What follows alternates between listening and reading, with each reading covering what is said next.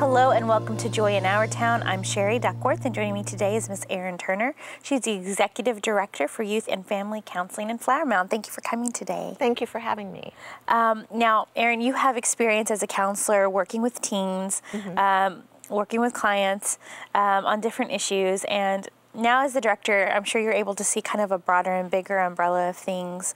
And so my first question for you today is, how big of an issue or how broad of an issue is the issue of bullying right now that you're seeing? Do you see kids coming in a lot with this being a problem? It does seem to be an issue that we're seeing more of as time goes by, since I think definitely with the internet and Facebook and everything, it's just easier for kids to pick on other teens because they have that anonymity to do so. Yeah. So we do see a lot of that.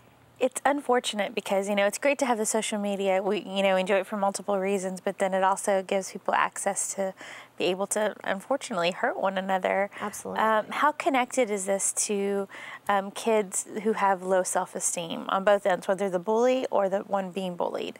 I think it can definitely impact somebody's self-esteem. If you're being torn down, if you're hearing negative comments, then it's going to hurt. You're going to take it personally. And I think bullies too tend to have low self-esteem as well, and it helps them feel better about themselves if they can tear other people down.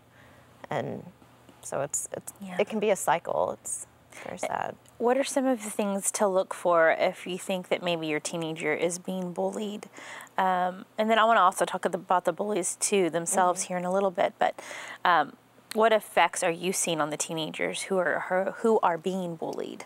Well, I think low self-esteem is definitely one of them. Depression, anxiety, and that can play out in issues like truancy because they don't want to go to school because of they're expecting to be bullied, to be picked on. With the low self-esteem, feeling like they're not able to succeed at school or succeed in areas. It can play out in issues like self-mutilation, like cutting on themselves, giving in to peer pressure, doing things, drinking, doing drugs, trying to fit in somewhere. It makes them more vulnerable to all of those negative outside ways of fitting in. Absolutely. With teenage behavior. And obviously nobody wants to think their teenager, their adolescent is, going to give into that, or, that they're not, quote unquote, strong enough to handle the pressure. But it's more than that. Can you kind of help parents understand, I guess it's difficult sometimes because you think, well, I was called names, or I got pushed around when I was on the playground when I was a kid, and, I'm okay. And so you hear that mentality, but not everybody's okay. And it does go past the point of just somebody making fun of, let's say, the outfit you wore that day. It can go beyond that. So when it does go beyond that, can you kind of help us understand and wrap our brains around what's going on internally with that particular person, especially in the teenage years? I think that it just so much gets internalized. And if it's one day somebody picking on your outfit in person, that's not going to have as big effect as if you get home at night and you have 50 posts on your Facebook page saying, horrible things about you, or, with email or any other kind of social media or any other outlet like that. It's just the more you hear something, the more places you're getting it from, the worse effect it has on people. Because it's a lot more with the technology, because they get text message, they get Twitter messages, they get Facebook messages. And if it's a constant bombardment on their senses, on their self-esteem, on their heart, on their mind, of this is what you are, it's hard for them, I'm sure, to not, to stop and go, well, maybe there's truth to that. Right. Maybe I am those things. So for somebody who's in a place like that today, what would you recommend to maybe a parent who notices it, knows what's going on, or even a teen who's watching who hasn't really shared it with anybody yet? Well, I think sharing is a big part of it. You don't just keep it to yourself. I think parents need to be aware. They need to ask questions and find out if your child's not wanting to go to school, if they've been involved in something and now they don't want to participate in it, try and find out what's going on there. If you don't feel like you can help the situation, then find somebody that can. Call us up for counseling. Yeah, talk to the school counselor. Talk to a teacher. Find someone at your church somewhere. The more support, the more positive influence, the better it's going to be for those kids. It's that sharing, it's that reaching out, it's that asking for help. So at Youth and Family Counseling, what is your experience with how to help a teen who's been bullied? Well, we at our agency we do counseling, once a week counseling, and we get a lot of teenagers and families in. When we get kids that are dealing with these issues, such as bullying, then we work a lot on improving their self-esteem, on teaching them coping skills of ways to ask for help, to get involved in something at their school, play a sport, find a group, whether it be band or choir or something like that, where it's going to put you with people that are hopefully positive influences on your life, and